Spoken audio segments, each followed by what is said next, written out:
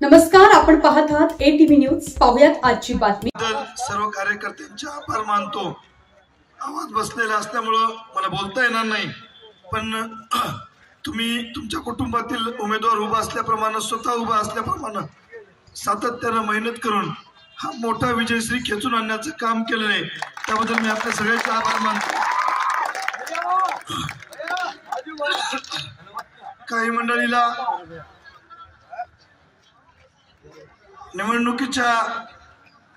निवडणुकीमध्ये उभं टाकायची गरज नसताना काही मंडळीनं तालुक्यातील प्रमुख मंडळीनं सातत्यानं आपला द्वेष करायचं काम करीत असतात। 2019 मध्ये जी होती, 2017 मध्ये ज्या अविश्वासाला होती, 2019च्या विधानसभेच्या निवडणुकीला होती, तीच खतेशी मंडळी 2024 ला होती।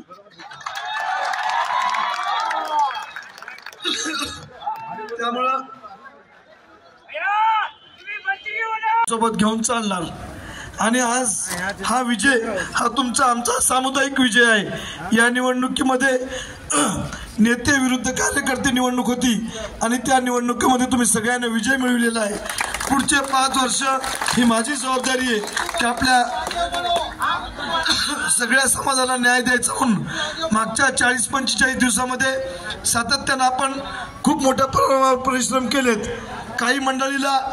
काही मंडळी तिथली प्रमुख गावातली होती, त्याने आपल्या गोरगरीब कार्यकर्त्याला दाबायचा प्रयत्न केलाय, पण मी तुम्हाला सांगतो की मी तुमच्या सोबत आहे। आपल्याकडून कुठेही अतिरेकीपणा होऊ नये, आपण कोणालाही त्रास देऊ नये, पण कोणी त्रास दिला तर त्याला नीट करायसाठी राजू नवघरे तुमच्या पाठीमागे आहे। काही मंडळीनं उसाचं राजकारण केलं, काही मंडळीनं कर्मचाऱ्याला दाबायचं राजकारण केलं, पण लोकांनी त्या गोष्टीला दाबायचं राजकारण केलं, पण लोकांनी त्या गोष्टीला भीक घातलेली नाही।